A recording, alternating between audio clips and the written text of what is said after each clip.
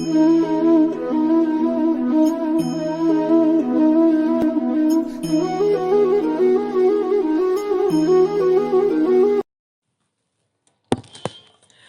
कृष्णा।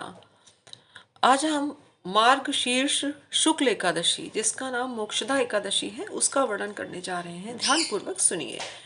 धर्मराज युधिष्ठिर उत्पन्ना एकादशी का वर्णन सुनकर भगवान श्री कृष्ण से बोले, हे भगवान, आप तीनों लोकों के स्वामी, सबको सुख देने वाले और जगत के पति हैं। मैं आपको नमस्कार करता हूँ।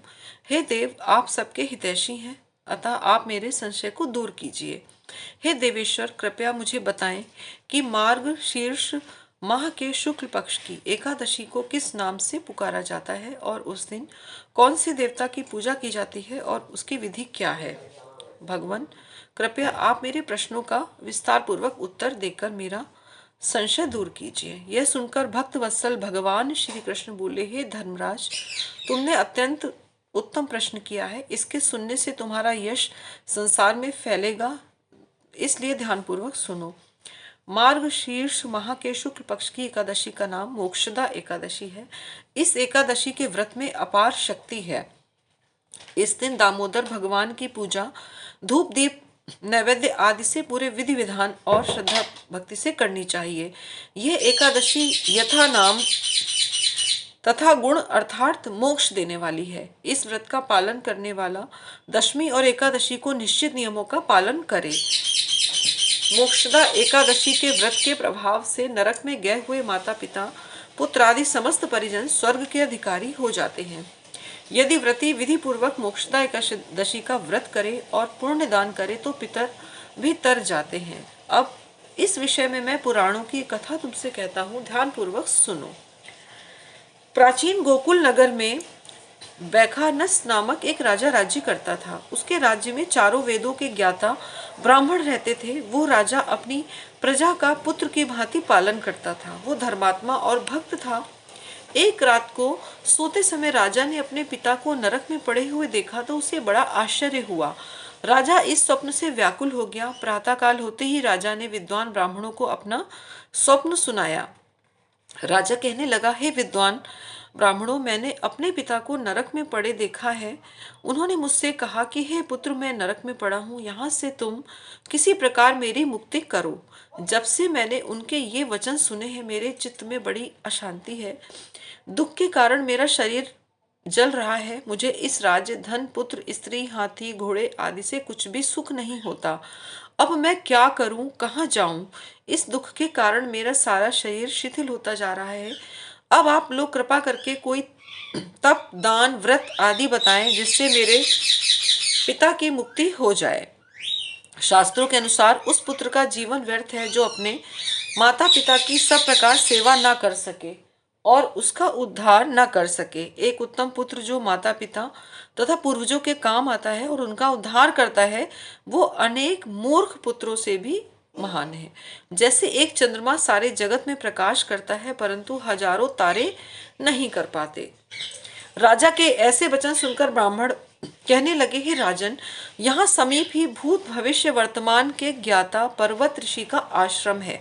वे त्रिकालदर्शी हैं। आपके प्रश्नों का उत्तर वे भली भांति देकर आपकी समस्या का समाधान कर सकते हैं।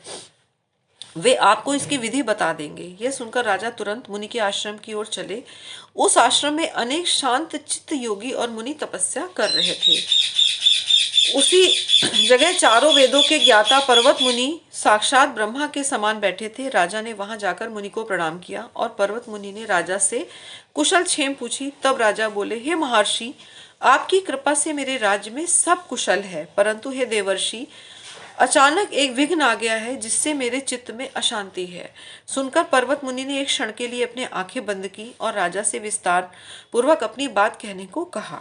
राजा ने अपना स्वप्न सुनाया कि मुझे रात्रि में स्वप्न में पिता का दर्शन हुआ। बेचारे यमदूतों के हाथों नरक की यातना भोग रहे हैं। भूत भविष्य को विचारने वाले पर्वत मुनि बोले, राजन, मैंने योग बल से तुम्हारे पिता के सब कुकर्मों को जान लिया है। उन्होंने पूर्व जन्म में कामातुर होकर एक पत्नी को रति दी, परंतु दूसरी के कहने पर दूसरी पत्नी को ऋतुदान मांगने पर भी नहीं दिया। तुम्हारे पिता ने अपनी पत्नियों में भेद किया उसी पाप कर्म के फल से तुम्हारे पिता को नरक में जाना पड़ा। तब राजा बैखानस बोले, हे महात्मा, मेरे पिता के उद्धार के निमित्त कोई उपाय बताइए। पर्वत मुनि बोले, हे राजन, धर्म कर्म सब देरी से फल देने वाले हैं। शीघ्र वरदाता तो केवल शंकर जी प्रसिद्ध हैं, परंतु उनको प्रसन्न करना सरल नहीं है। समय लग जाएगा और तुम्हारे पिता को तब तक बहुत कष्ट भोगना पड़ेगा। इसलिए सबसे सुगम और शीघ्र फलदाता मोक्षदा एकादशी का व्रत है।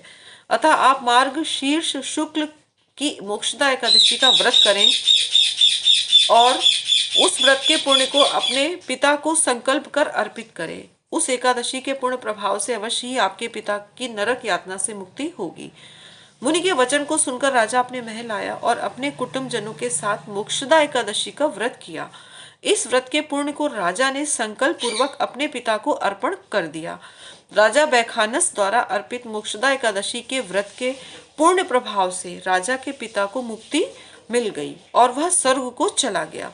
स्वर्ग जाते हुए वो अपने पुत्र से बोला, हे पुत्र, तेरा कल्याण हो। हे धर्मराज, मार्ग शीर्ष माह के शुक्ल पक्ष की इस मोक्षदा एकादशी का व्रत जो करते हैं उनके समस्त पाप नष्ट हो जाते हैं और अंत में स्वर्ग लोक को जाते हैं। इस कथा को पढ़ने या सुनने से वाजपेयी यज्ञ का अनंत फल मिलता है। ये व्रत मोक्ष देने वाला तथा चिंतामणि के समान है, जिससे सब मनोकामनाएं पूर्ण होती हैं। श्री कृष्ण बोले, हे धर्मराज, मानव की प्रबल आकांक्षा मोक्ष प्राप्त करने की होती है। इसके लिए मोक्षदा एकादशी का व्रत महत्वपूर्ण है। अतः विश्वास और श्रद्धा के साथ यह व्रत करके भगवान विष्णु की पूजा करनी चाहिए। हरे कृष्ण कृष्ण कृष्ण हरे हरे, हरे राम राम राम हरे हरे। जय जय श्री राधे। हरे कृष्ण।